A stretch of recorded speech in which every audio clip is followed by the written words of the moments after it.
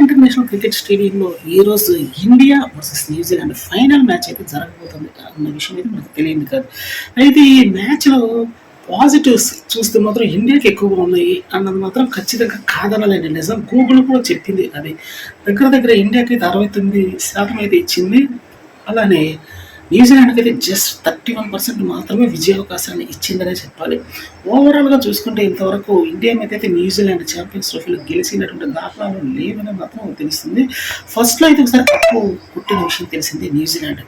So ఏదేమైనప్పటికీ అప్పటి team వేరు, ఇప్పటి టీం వేరు, అప్పుడు చరిత్ర వేరు, ఇప్పుడు చరిత్ర వేరు. కాబట్టి ఇప్పుడు ప్రెసెంట్ నడుస్తున్నటువంటి ట్రెండ్ చూసుకుంటే మాత్రం ఖచ్చితంగా ఇండియాకి చాలా అవకాశాలు ఉన్నాయి. గెలుపు అవకాశాలు దాదాపుగా కప్పు ఇండియాదని మాత్రం ప్రపంచం మొత్తం కూడా ఇదే మాట్లాడుకుంటుందనే చెప్పాలి. వాస్తవం చెప్పాలంటే ఇది దుబాయ్ ఇంటర్నేషనల్ క్రికెట్ స్టేడియం అనేది మాత్రం ఖచ్చితంగా ఇండియాకి సపోర్ట్ చేసే అంశం అనేది ఆల్రెడీ కివీస్ బ్యాట్స్మెన్స్ కూడా చెప్పిన విషయం తెలిసింది. అటు శాట్నర్ కానీ, ఇటువైపు విలియమ్సన్ కానీ ఇదే విషయాన్ని అయితే నొక్కి ఒక్కానిచ్చి చెప్పారు.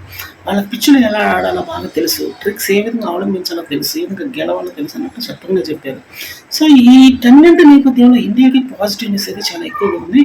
అలాగే ఇంకొక విషయం ఏంటంటే ఈ దుబాయ్ ఇంటర్నేషనల్ క్రికెట్ స్టేడియంలో ఫైనల్ మ్యాచ్ ఇండియా వల్ల జరుగుతుందని చెప్పాలి. ఎందుకంటే సెమీఫైనల్లో గెలిచినటువంటి నేపథ్యంలో షిఫ్ట్ చేయబడింది ఫైనల్ ఇక్కడికి. అందువల్ల ఇది మాత్రం ఒక సెన్సేషనల్ విక్టరీ అని చెప్పాలి. దుబాయ్ అయితే ప్రజెంట్ ఒక అద్భుతమైనటువంటి విడిది కేంద్రంగా తయారైంది ఏ దేశానికైనా కూడా. అందువల్ల టూరిజం అనేది విపరీతంగా డెవలప్ చేసేసారు. అందువల్ల ఈ టూరిజాన్ని చూడటానికి వచ్చేటువంటి ఆడియన్స్ ఎక్కువ మంది, మోస్ట్ ఆఫ్ ద పీపుల్ ఇండియన్సే ఉంటారు.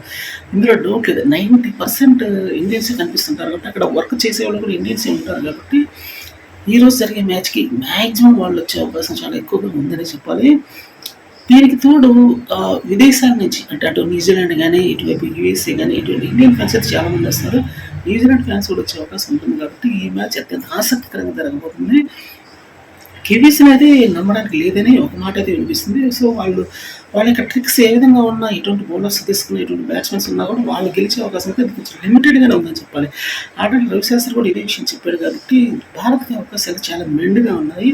వాళ్ళు ఎటువంటి వ్యూహంతో వచ్చినా కూడా ఈరోజు మాత్రం ఖచ్చితంగా వాళ్ళకి చొక్కెదురవుతుంది అన్నది కాదనలేని నిజం అని చెప్పకనే చెప్పాడు. ఒక రవిశాస్త్రి కదా మిగతా వరల్డ్ వైడ్ ఎనాలిస్టులు కూడా దాదాపు ఇదే చెప్పారని చెప్పుకోవాల్సి ఉంటుంది. ఏదేమైనప్పటికీ ఈరోజు మాత్రం అద్భుతమైన మ్యాచ్ అయితే జరగబోతుందని చెప్పాలి.